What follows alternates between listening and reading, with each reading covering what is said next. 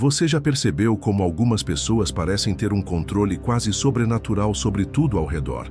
Sem dizer uma palavra, elas não gritam, não imploram, simplesmente se retiram.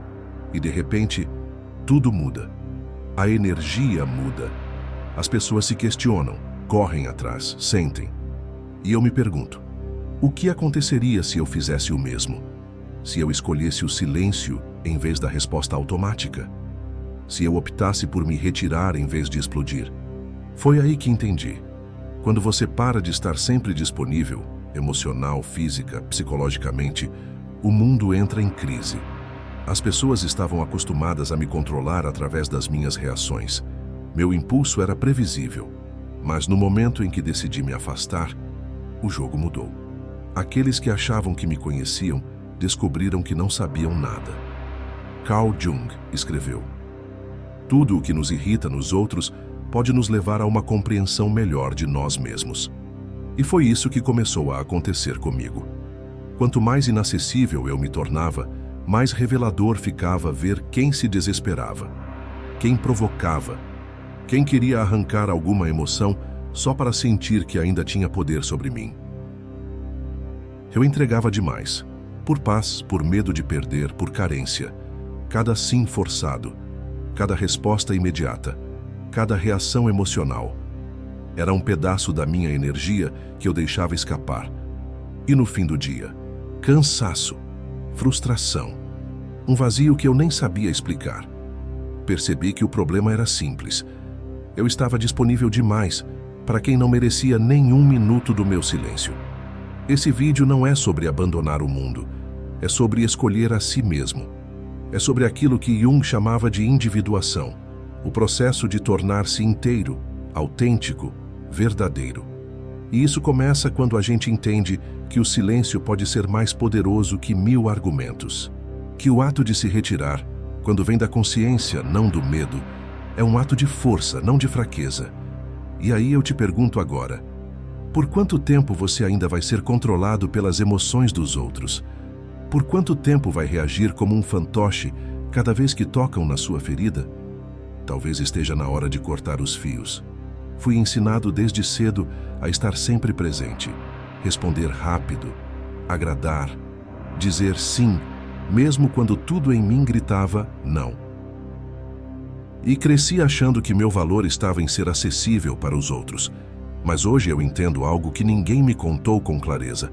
Essa disponibilidade excessiva não é virtude, é prisão.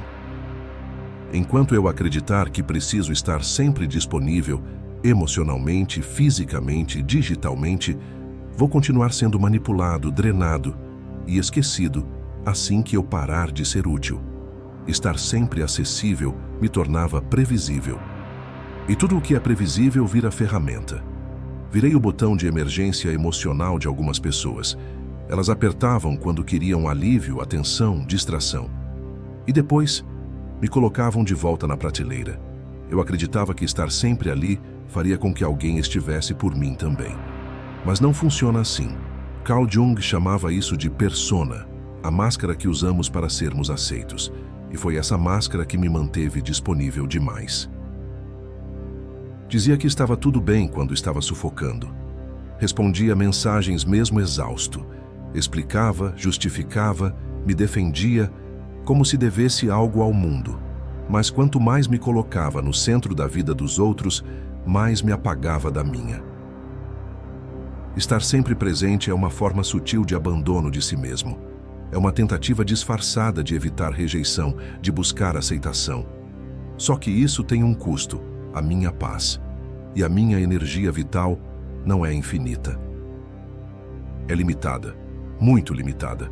Comecei a perceber que as pessoas que mais exigiam minha presença, na verdade, não queriam a mim, queriam o que eu proporcionava. Validação, companhia, distração. Mas quando eu mudei, quando comecei a dizer não, quando comecei a me afastar, essas mesmas pessoas se irritaram, me acusaram, disseram que eu tinha mudado. E sim, eu mudei. Deixei de ser funcional para elas. E isso as incomodou. O mais cruel de tudo isso, quanto mais disponível eu era, menos valor as pessoas me davam. Porque tudo o que é abundante vira pano de chão emocional. Ninguém valoriza o que não precisa conquistar. Ninguém respeita o que sempre está ali. Foi aí que eu parei e pensei: quem realmente merece o meu tempo? Quem merece a minha escuta, minha atenção, minha presença? Ou melhor ainda, quem merece a minha ausência? Mas para responder isso, eu precisei entender uma coisa essencial. E eu comecei a entender que cada vez que eu reagia a uma crítica vazia, a um comentário provocativo, a uma cobrança injusta, eu estava entregando minha força para algo que não me fortalecia. Jung dizia: aquilo que você resiste, persiste. E ele estava certo. Cada reação minha era uma prisão emocional. Porque quanto mais eu reagia, mais me conectava àquilo que eu queria me afastar. Era como se eu mesmo estivesse alimentando as correntes que me prendiam. Então eu mudei. Parei de reagir. Comecei a observar. E nesse espaço de observação encontrei algo raro: lucidez. A lucidez me mostrou que a maioria das minhas batalhas eram jogos emocionais montados para me sugar. E eu estava caindo em todos. Descobri que quem vive cansado nem sempre é fraco, é só mal direcionado. E que a exaustão abre a porta para a manipulação. Porque quando você vive drenado, vira presa fácil. E há pessoas que sentem o cheiro disso. Pessoas que se alimentam da sua urgência em agradar, da sua ansiedade por responder, da sua culpa por não estar sempre disponível. Mas isso acabou. Eu decidi colocar limites. Decidi ser seletivo com a minha energia. E sabe o que eu descobri? Foi só quando comecei a me afastar que percebi. As reações alheias não eram sobre mim, mas sobre o que eu representava para elas. Carl Jung chamava isso de projeção, o mecanismo psicológico pelo qual as pessoas jogam em você aquilo que elas se recusam a ver em si mesmas. E é exatamente isso que estava acontecendo.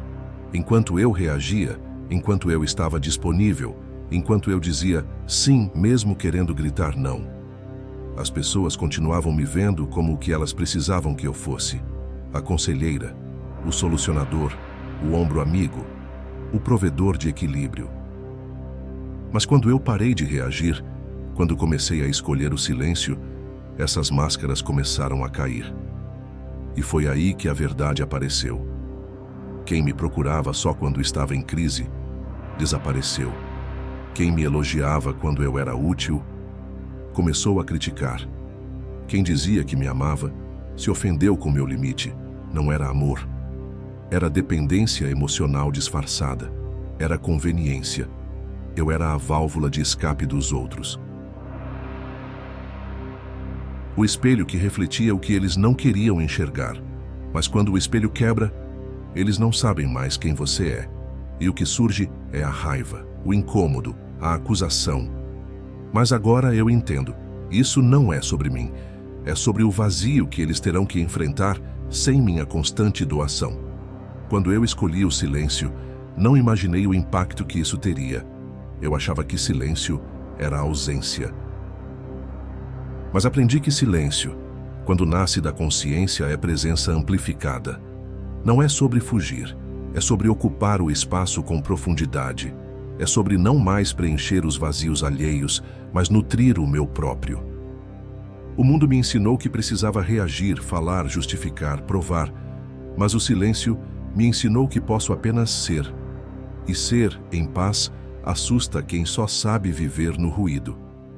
Notei que os que mais se incomodaram com o meu silêncio foram aqueles que se alimentavam da minha reação. Eles não queriam minha voz, queriam o controle sobre ela. Mas quando você silencia, as manipulações perdem o chão, as dinâmicas tóxicas desmoronam e o poder finalmente volta para as suas mãos. O silêncio me permitiu observar, e ao observar, vi padrões que antes eram invisíveis, os elogios que vinham com cobrança, os afetos que exigiam retorno, as crises alheias que eram jogadas no meu colo como responsabilidade minha. No silêncio, percebi que eu estava tentando resolver dores que não eram minhas, tentando curar feridas que os outros se recusavam a encarar. E quando deixei de ser acessível, essas pessoas revelaram seus rostos verdadeiros. Foi duro, sim, mas também foi libertador. Porque ali eu entendi. Meu valor não está no quanto eu entrego, mas em quem eu sou, mesmo em silêncio. Depois do silêncio, veio algo ainda mais forte: a reconstrução. No início, tudo parecia estranho. Eu me sentia vazio, mas aos poucos percebi. Não era vazio, era espaço. Espaço para mim. Espaço para pensar com clareza, para escolher com liberdade, para sentir o que é meu e não o que me impuseram sentir. Esse novo espaço começou a me devolver partes de mim que eu tinha esquecido. A leveza de não responder a tudo. A tranquilidade de não justificar cada passo. A paz de estar presente sem ser absorvido. Antes, eu era alguém que reagia. Hoje estou aprendendo a criar. Criar tempo. Criar fronteiras. Criar presença. E isso exige disciplina emocional. Dizer não a quem sempre ouviu sim. Não porque sou arrogante, mas porque agora eu sei. Meu tempo é sagrado. Carl Jung dizia que o verdadeiro processo de individuação é como uma viagem de retorno ao centro. Esse centro que por tanto tempo ficou sufocado, agora começa a respirar. E quanto mais eu o escuto, mais eu entendo que não preciso estar disponível para tudo. Que minha energia é finita e, por isso, preciosa. Que minha paz tem preço, e esse preço é a minha escolha diária de onde colocá-la. Nesse novo estado de consciência, eu descobri algo que ninguém me ensinou: o valor de ser raro. A rareza não está em ser inalcançável, está em ser inteiro, está em não permitir que qualquer um entre onde antes eu deixava portas abertas, e foi aí que tudo mudou.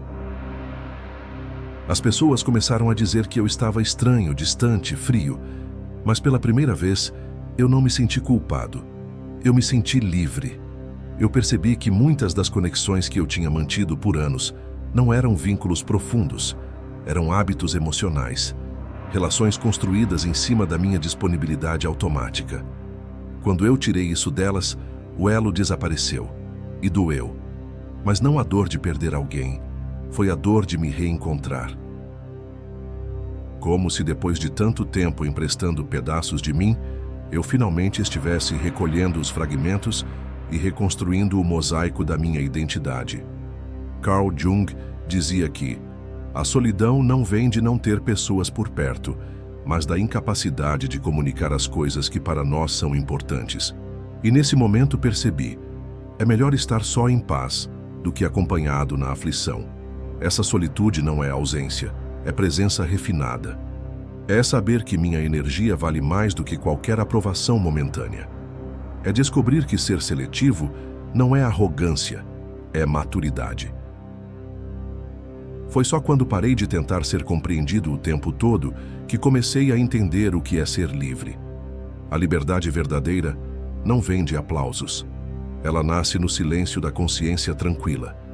Nesse novo caminho, não fui aclamado. Fui julgado, chamado de frio, distante, egoísta.